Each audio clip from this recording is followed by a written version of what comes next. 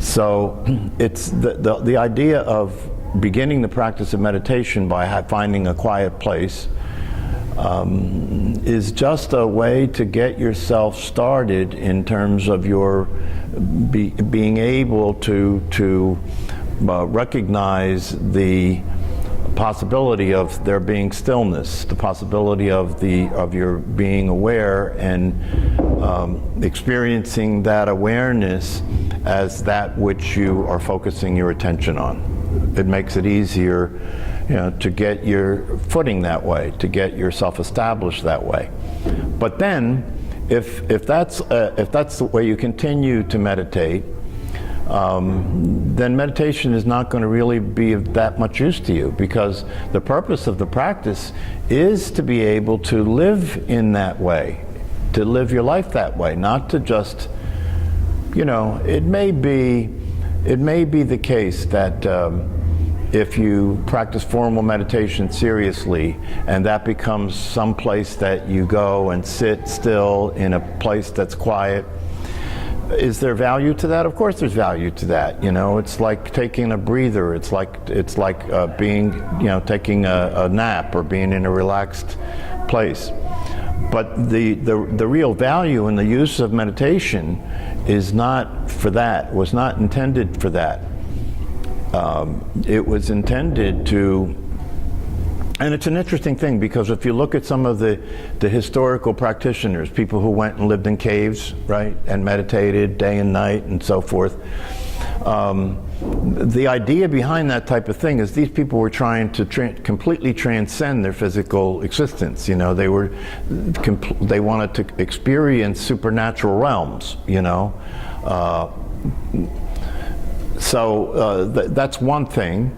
And if that's what you're up to, and you want to experience these supernatural realms, and you want to have these higher, what they call siddhas, these powers that you can have by doing those extreme practices, that's one thing. But it's a misunderstanding to think that makes sense if you are a householder, if you're a lay person, if you live in the world and you live with your family and everything. Then the purpose of meditation isn't that. You're not doing meditation so that you can have psychic powers. You're doing meditation so you can be happy and relaxed and experience life as a flow, instead of being stressful and constantly making mistakes and constantly creating trouble for yourself. And so, as far as I'm concerned, that's much more of a practical way of experiencing and practicing meditation. And in that type of practice, the idea is that you want to, as you're practicing meditation, you want to start to gradually transition from only doing formal meditation to experiencing that state of being while you're in the middle of your day, in the middle of your life, while you're driving your car, while you're interacting with other people. In those situations, can you direct your attention to awareness itself and experience the stillness of that awareness and the ability that awareness naturally has to be present to whatever's going on without being pulled into it. Then that's the fulfillment of the possibility. That's the power of mindfulness. That's the power of awareness, is to be able to be with what's going on, to be in the world that's constantly changing, and be able to be present to that and allow that to happen. But that's not a burden you're carrying. That's not something that is a problem. That's not something that you're resisting. That's not something that you're trying to stop. That's something that you can allow to happen because you're seated in the awareness that is not moving and isn't changing. Right. So when you practice meditation and a situation like this arises, then the question is, can you be here for that type of meditation? Because if you think about it, when we're practicing meditation, if the way your mind is interpreting what's going on is that anything other than the silence of awareness itself is a distraction, then your own thoughts are going to be a distraction, aren't they? They're going to be the biggest distraction of all, right? But you see, you have to understand that that's only going to be the case if the way you're relating to your thoughts is that you're interpreting them to be a distraction. You know, as a lot of the teachers say, the meaning of something is not inherent in the thing, right? So if you're having thoughts when you're practicing meditation, the meaning of those thoughts is not inherent in the thoughts. In other words, the thoughts aren't in and of themselves are distractions, they're just thoughts. The idea that they're a distraction is what you interpret them to be. And then that's what you end up experiencing. You know, you're experiencing the thoughts to be a distraction, and then they end up being a distraction, and then they interrupt your meditation. When another way of experiencing the exact same thing is that the noises occur, whatever it is that's going on, and you may even at that time have a thought arise in your mind, oh, this is a distraction. But if you really understand meditation, even the thought that this is a distraction isn't a distraction. It's just a thought that it's a distraction. And so if you're meditating in the correct way, you allow even the thought that it's a distraction not to be a distraction. You just because why? Because in the practice of meditation, the essence of what you're practicing is to let everything be the way it is. Not resist it, right? Not resist it, not try and change it, not trying to control it, right? And to relate to it in a way that you're giving it the space to be the way it is, and you're being present to it that way. So therefore, there's nothing that can occur if you fulfill in terms of realizing your true nature. There's nothing that can occur to you in a way that you would say no to it, that you would reject it. One of the indications of your being successful as a meditator and being successful as somebody who is awake and aware and knows yourself as yourself is that no matter what happens, it's okay. Why? Because if it's not okay, you suffer. It's that simple. So no matter what happens, you say yes. Everything's a yes. So that's one of the things that you want to start to pay attention to, because that'll give you a sense of where you're at. As you're going through your life, what are you saying no to? You know, what are you saying, I don't want it, I don't like it, it should be different? Anything that you're doing that with, you're perpetuating suffering by doing that. You don't have to like it to say yes, you understand? And when you're saying yes, you're not only saying yes to whatever's going on in the environment, in the circumstances, you're also saying yes to what's going on in your internal reality. So you're not rejecting your own thoughts. You're not making your thoughts wrong. See, this is a subtle trap, right? That a lot of people who meditate say, okay, well, the idea is to accept what's going on in the environment, in the circumstances that I'm in. But how about what's going on in your own mind, right? Because your mind has been trained and conditioned and practiced to be at odds with life. It has, because it's fearful, right? It's at odds with life. It's automatically, whether you like it or you have any control over it or not, it's automatically judging and evaluating anything. So if you're sitting here and there's that noise, right? And your mind produces the thought, oh, that's a distraction, that's in the way of my being able to meditate. The question is, are you identified with your mind such that's the end of it? You know, if you're identified with your mind and you consider that thought to be the thought you had, then that's the end of it. It is a distraction. But if you're not identified with your mind, and if you're practiced in such a way where your mind is just like everything else in terms of the way you're relating to it, you're not trying to control it or change it, you're letting it be the way it is, right? But it's not something that you're engaging with in such a way that it is determining reality for you. So the thought could arise, that's a distraction, and that thought would be no different than the sound itself. That wouldn't be a distraction either, right? So that's more of a subtle way of looking at this, and it's also part of the way of looking at your realizing the truth of yourself, because by realizing the truth of yourself, you're starting to pay attention to everything in such a way where you're noticing whether it's allowed, whether you can let it be that way. So So that which we are as awareness itself never changes. It's the unchanging, right? Everything but that is changing, right? So one of the things that's happening as you're experiencing the truth of yourself is that your ability to be with that which is constantly changing becomes effortless. You can just let everything change the way it's changing. It's not a problem, right? Before you're experiencing yourself as the truth of yourself as awareness, that's not true, right? The things that are changing bug you, don't they? The things that are changing trouble you. The things that are changing you have conflict with, you're struggling with, you're resisting, you're arguing against it, right? You're trying to escape from it, right? You're trying to control it, right? And that's the suffering, right?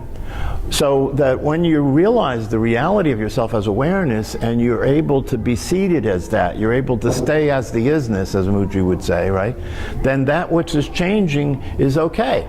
It's just the play of consciousness manifesting itself in all of the diverse forms that it appears in. That's all that it is. And you're not related to it in such a way where you naturally log on to it, you naturally engage with it and have that determine you. See, that's the thing. If the way you're related to that which is changing is that you pick and choose which parts of it you want and you don't want, or which parts of it should be different, and you engage with these changing things either through resistance or avoidance or attraction in trying to, to get more of what you do want and less of what you don't want, that process is the process of suffering. So the experience of yourself as awareness itself is one in which you start to pay attention to where it's still sticky for you. What gets you? What's still capturing your attention? You start to pay close attention to that because those are the areas where the person is still attached. Those are the areas where the person can't help itself but to relate to what's going on in a way that it wants to try and control it, change it, avoid it, resist it, chase it, whatever the case may be. These are things that are drawing the person out and causing you to come back into that shape or that form as a person. So this is one of the things about this is that it's a paradox in a sense, because on the one hand, as you meditate and as you recognize the truth of yourself as awareness, there is a gradual kind of unfolding of that, where it begins with your noticing that you're now seeing things different than you were. You're noticing that certain things that were hooking you don't hook you anymore, but there's still things that do hook you, right? And so it's a transitional process that's occurring like that. And the question is, do you understand the process clearly enough to participate with it in a powerful, useful way? So you're watching it, you're observing it, you're witnessing it in a way where you're noticing where you're getting hooked, right? And you're noticing where you're getting hooked, and when that hook comes up, right, that because you're noticing where you're getting hooked, when the hook comes up, in the middle of the being hooked, you can relax and let go and experience your ability to transcend, experience your ability to no longer be related to whatever it was that hooked you in a way that you're stuck with it, right? And that's an ongoing process that continues. One of the things I wanted to do today is talk a little bit about self-concept, because I think it's helpful for us to give some attention to who we have it that we are in such a way where you can recognize how unreal it is and how inconsistent it is, so that it's easier to let it go. It's easier to break it up. And I read something recently that spoke about this, and I thought what it said was very interesting. And what it said is this: that who you consider yourself to be, the concept you have of yourself, the image you have of yourself, right? Who you're being. What I mean by that, right? The name you have, the person you're being, you consider yourself to be that person, right? That's the person you are, right? And then there are people in your life around you that have a concept of who you are as a person, right? And it's interesting if you stop and consider, right, that the people who know you, each person, and just look at this, each person that knows you knows a different you. Each person that knows you knows a different you, because their interpretation of you got put together in their mind, right, in terms of their projections of who you are. Now, in other words, the way you occur to them, which is filtered through their mind, right? And so they have it that you are a certain person. That's why some people hate you and some people love you, because the ones who love you, they have it that you're a person that's lovable and kind and generous, or whatever the case may be, right? And the person that hates you, the way you occur to them is you're a person that they're afraid of, or they dislike you, right? So every concept that other people have of you is different from one person to the next, right? So you could say, based on that, nobody knows you. The only thing they know is the way they've interpreted you. Do you understand? The only thing they know is their concept of who you are. That's what they know, right? So nobody really knows you, because that's different from person to person, right? So you got that, right? And then you have your own concept of yourself, right? And here's the deal. Your own concept of yourself is no different than their concept of you, right? Because you put together who you consider yourself to be as a person based on your own picking and choosing these qualities about yourself, yes? So your concept of yourself has a set of positive qualities that you would attribute to you, and it has a set of negative qualities that you would attribute to you, right? But the whole thing is just made up. What's it based on? What is it based on? What is the concept of who you are based on? If I ask you who you are, and you answer me in terms of telling me who you are as a person, and you describe your characteristics, right? Where did you get that? Where did you get that? Life experience. Well, yeah, but your life experience is a complete variety of things all over the place, right? So where did you come up with the specifics that you came up with about who you are? Huh? You just made it up. Pick certain things that you don't want to. Yeah. About other things. Yeah, so, but you're picking it, right? You're picking certain things. You're saying, you know, okay, who am I? Well, I can remember times when I was generous, so I'm a generous person. Okay? But I can also remember times when I was selfish. I won't pay much attention to that. I'll just consider myself a generous person. You see what you're doing? Right? You're just putting together a brand. You know, the brand, the idea of having a brand, you're putting together your brand. You're putting together the product that you're going to be. That's what you're doing, right? But you're not that. You're not that, right? You're no more that than the concepts that other people have of you, right? So what's it all add up to, right? Right? What's it add up to? It's you have no idea who you are. That's the whole thing is made up. You based who you consider yourself to be on what other people told you you were, what you concluded you were, what you want to think of yourself as, right? And then there's the negative parts. You don't tell that to many people, right? But they're there, right? The things about yourself that you don't like, right?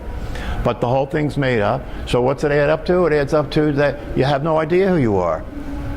Nobody else knows you, and you don't know yourself. It's a good thing to realize, right? Nobody knows you and you don't know yourself, right? So then what? So then what's the deal, right? Well, then if you look at it that way, it makes it easier to recognize the fact. So then what's the truth, right? If that's not real and that's not true, then what's the truth, right? Well, the truth is you're here, aren't you? Yes? You're aware. That's true, isn't it, right?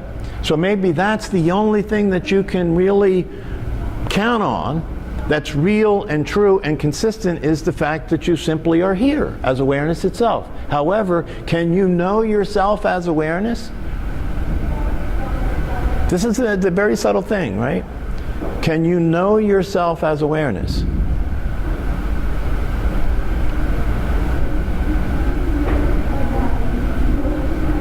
This is one of the reasons why it's such a, it seems to be such an elusive thing, right? To be what you are as awareness, right?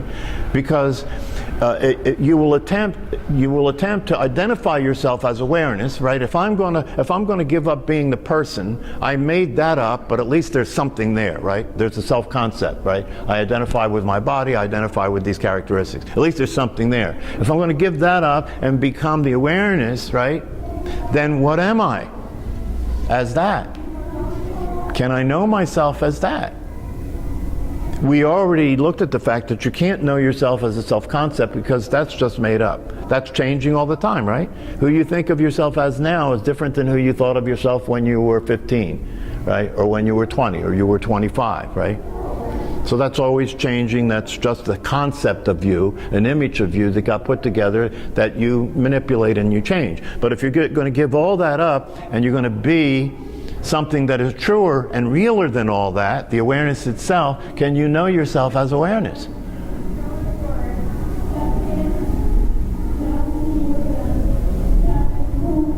If I ask you as awareness, who are you? If I ask you as a person who you are, you're going to tell me the concept you have of who you are, right? But if I ask you as awareness who you are, what are you going to tell me? Why? Indefinable. Tangible is what it is. Not identifiable. But can you see how this can be useful to you? Right? Because if it's the case that you can't know yourself as awareness, because to know anything you have to objectify it, don't you? To know anything you have to be able to name it and say that's what this is, yes? Right? But you can't do that with awareness, can you? No, because it's, like you said, it's inconceivable, it's non-conceptual, it's non-phenomenal. You can't do that with awareness, right?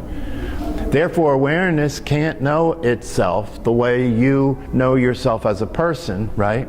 And yet, now watch, and this is the distinction, and yet it does know itself, right?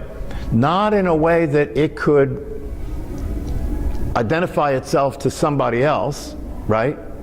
But in a way where it knows itself directly. It's direct knowledge. It's not knowing itself as an object that it can see or conceptualize. It's knowing itself as itself. So in the case of awareness, being the awareness is knowing the awareness. Do you understand? It's not knowledge in the way that we understand knowledge, because knowledge in the way we understand knowledge means that the knowledge is an object and I am a subject. I can know the object, that's the knowledge, right? That's the concept, that's the thing, that's the idea, right? Like that. But for awareness, there's nothing to know, right? There's nothing to know. But you see, and this is one of the difficulties of experiencing the truth of yourself, is because who you consider yourself to be will try and know who you are as awareness, won't it?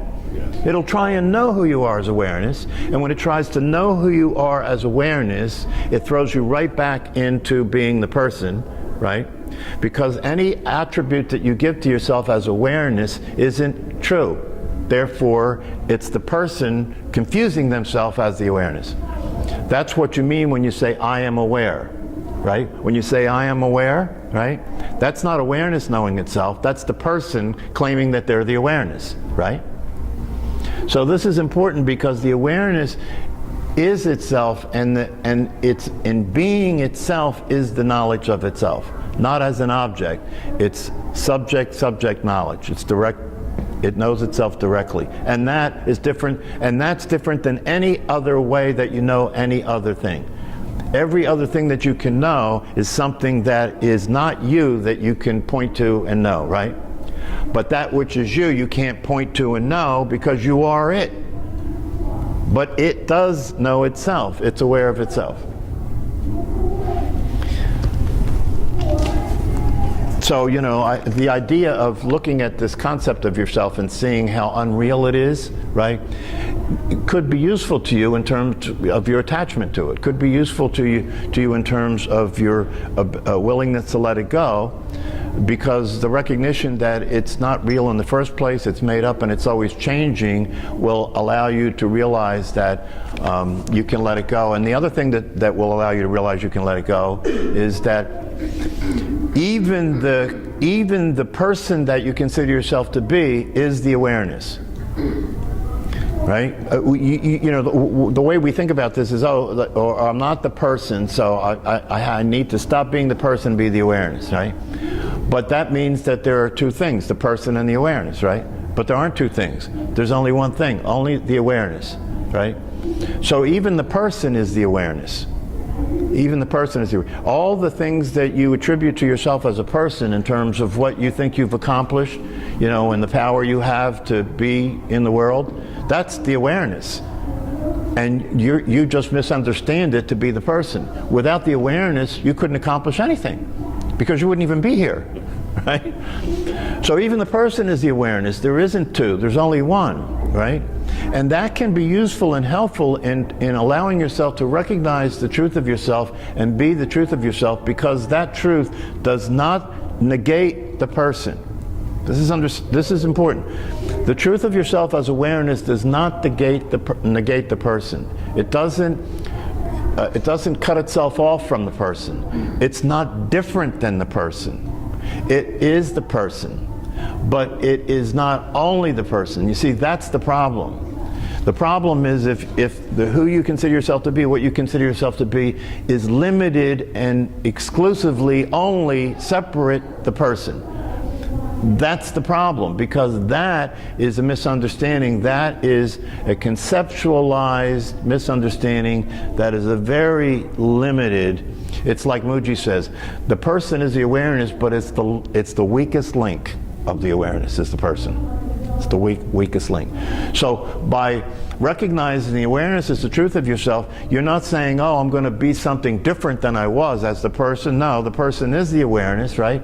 But now that person that is the awareness can let go of its tendency to try and control everything and try and use thinking as a way of functioning in the world, and let go of being afraid and trust awareness to function, instead of believing that I have to think about everything, I have to figure everything out, I have to understand everything, and that's how I live my life, right? If that starts to relax and you start to let that go and begin to allow yourself to experience that awareness has been behind this all along, right? It's been behind this all along. You only think that your thinking is what's doing the job. That's all. You just think that your thinking is doing the job. You just think that who you are is real. But that's all just thinking. Behind all that, the awareness has always been there, right? And so if you simply relax, that's one of the things about meditation. If you just relax your tendency to hold on, if you just relax your tendency to try and get it right, if you just relax your tendency to try and figure it out, if you just relax your tendency to think that there's something you have to accomplish, that's something that you have to start doing that you weren't doing. If you let that all go, you know, and just be zero, just be nothing. See what that's like, to be nothing. See what it's like to allow yourself to experience the truth of yourself as knowing nothing. See, because the awareness that you are knows nothing. And guess what? The awareness that you are knowing nothing is in the most powerful position, right? Because by knowing nothing, the awareness knows nothing, by knowing nothing, it is present to everything and sees everything exactly as it is. As soon as you know something, right? As soon as you know something, you're not present to the way it is. You've already got an idea of what it is, and that's what you know, not the thing itself. Do you understand? So knowledge is a constriction. Knowledge is a contraction. It's closing your mind off from being open to seeing things as they are, because now you know. You know, there was a philosopher, I think, that he created a concept for this, and he called it tranquilized obviousness. Tranquilized obviousness. In other words, Jerry. Oh yeah, I know Jerry. So now Jerry's obvious to me. I don't have to pay attention to him to see if I can learn who really he is, because I already know who he is, right? He's obvious to me. Isn't that the way we relate to other people, right? even to yourself. Tranquilize obvious. The tranquilized aspect of it is that I don't have to engage. I don't have to put any energy or attention into it. It's tranquilized. I'm just relaxed with because he's a known entity to me. I know who he is, and that's all there is. And if he acts different from the way that I know that he is, right? Then he's a problem to me. I have to deal with that, right? Because then he becomes unpredictable, and then I get scared, right? And if I get scared because he's being unpredictable, then I get angry at him for making me scared.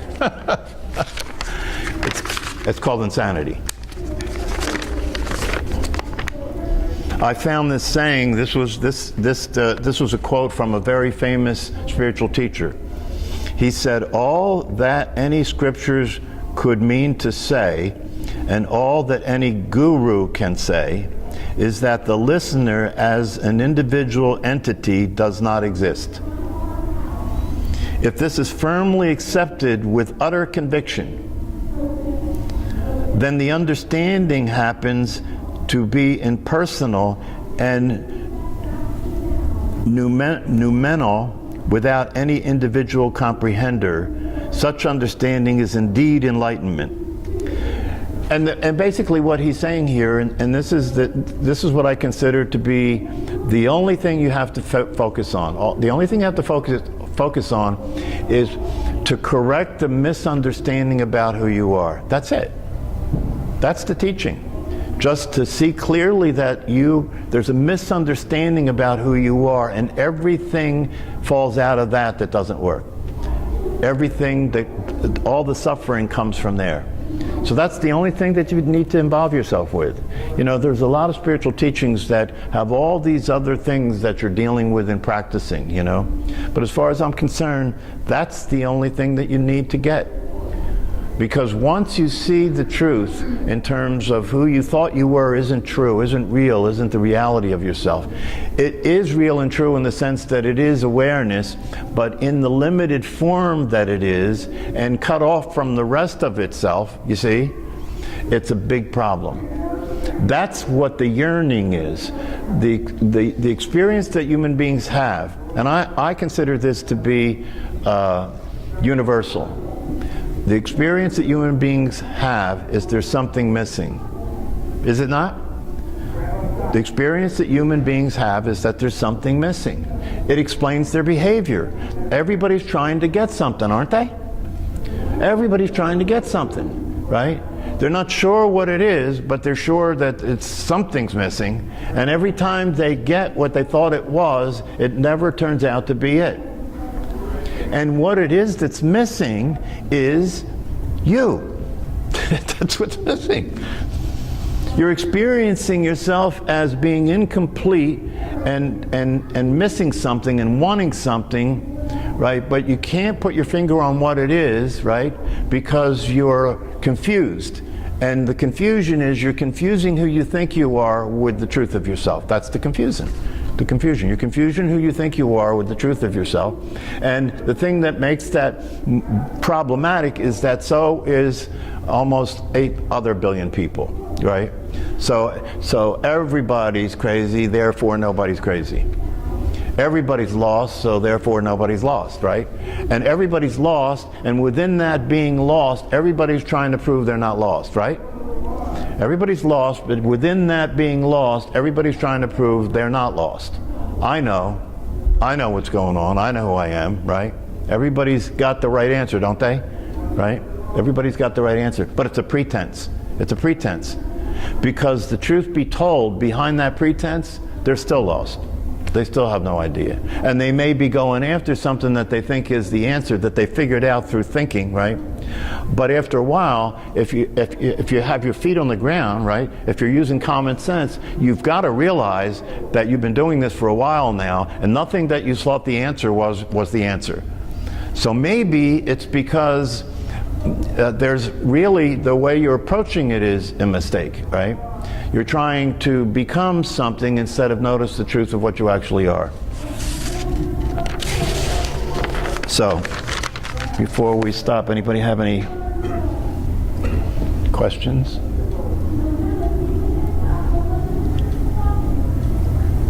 when you try to get handle on the awareness, everything you say makes sense or understanding, but the person that you know, you do accept that because physiological decay and all that, you can see it changes.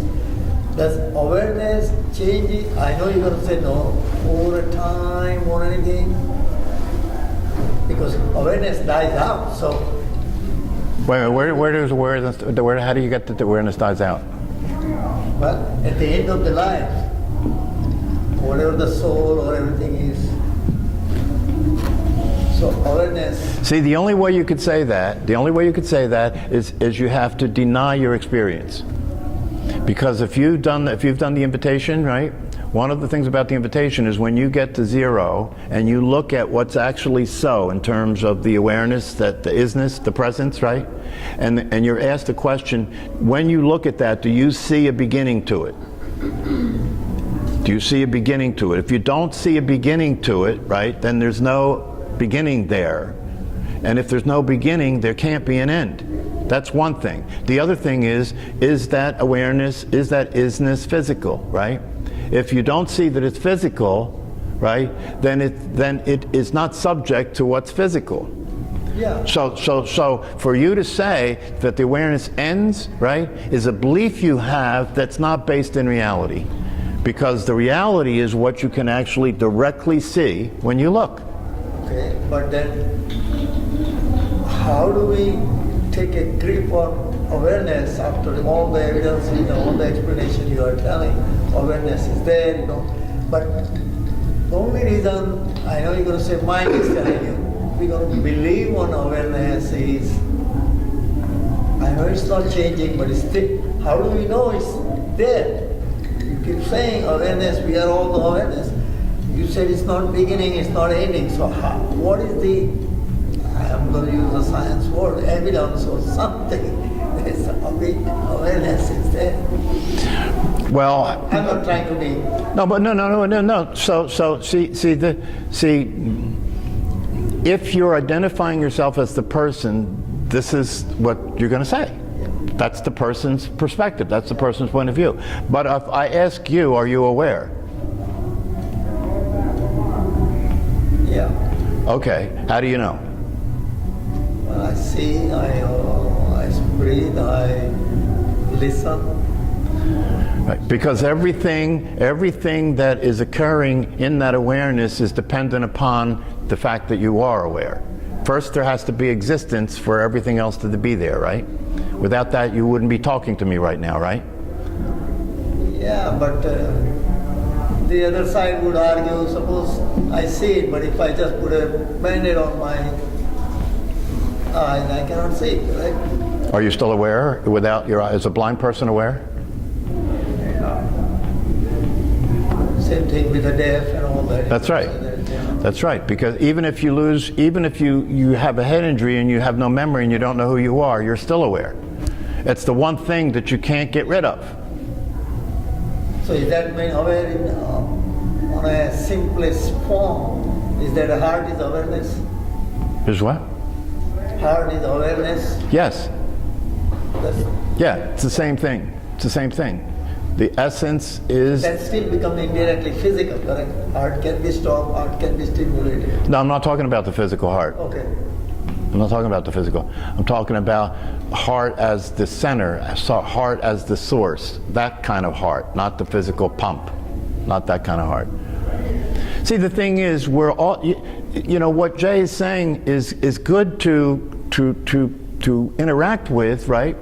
Because it is the case, even though conceptually, even though, like he says, what you're saying makes sense, even though that's the case, right? Don't kid yourself. You're still very much attached to and oriented to the person. And if you're going to be realistic, you have to acknowledge that, right? But that doesn't mean that can't gradually unfold and loosen up so you can get free from that identification with the person.